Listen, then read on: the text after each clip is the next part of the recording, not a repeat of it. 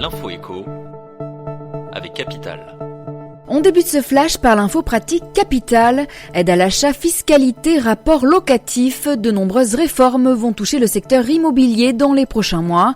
Pour faire le point, le ministre du Logement, Julien Denormandie, a répondu aux questions de Capital.fr. Il a annoncé quelques mesures choc. Le ministre a par exemple confirmé son souhait de maintenir le prêt à taux zéro afin de favoriser l'acquisition de logements neufs au sein des zones rurales et périurbaines. Julien Denormandie promet également qu'aucune augmentation de la taxe foncière n'aura lieu d'ici la fin du quinquennat. Retrouvez donc toutes ces annonces dans le grand rendez-vous de l'immobilier à voir sur notre site capital.fr. Le chiffre du jour est le 11, c'est en hectares la superficie du parc entourant le château d'Eschcroft, propriété du comité d'entreprise d'EDF. Ce domaine peut accueillir jusqu'à 550 salariés et retraités de l'entreprise publique. Ces derniers peuvent profiter d'une centaine de gîtes, de 2 piscines, de 2 bars, d'une salle de cinéma modulable en discothèque et enfin d'une salle de sport. Parmi les sociétés publiques, le CE d'EDF n'est pas le seul à posséder des châteaux qu'il met à disposition de ses employés. En effet, SNCF, Banque de France, RATP, Capital.fr vous dévoile en photo la vie de château des comités d'entreprise.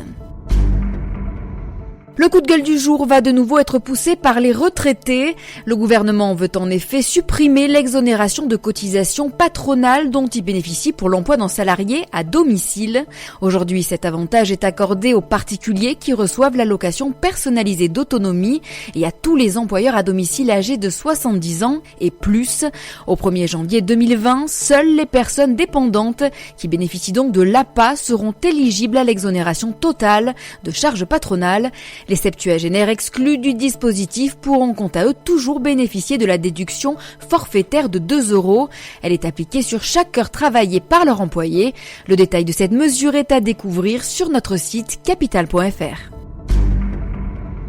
Et on termine par les boissons dont le prix a le plus augmenté dans vos rayons. L'entrée en vigueur de la loi alimentation est venue confirmer le relèvement de 10% du seuil de revente à perte dans le secteur alimentaire et ce à compter du 1er février 2019.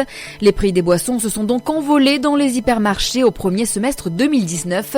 Les premiers indices rayons boissons ont livré le top 10 des plus fortes hausses de prix. On y retrouve de nombreuses marques d'alcool. Si ce sont les marques Fanta, Orange et Fruit Shoot qui enregistrent les plus fortes augmentations de tarifs. Les spiritueux ont aussi été largement impactés avec des augmentations de prix qui sont comprises entre 6 et 8%. Dans le top 10 des relevés de prix de rayons boissons, on retrouve en effet 7 marques d'alcool, à l'instar de Ricard, William Peel ou encore Poliakov. C'était l'info écho avec Capital.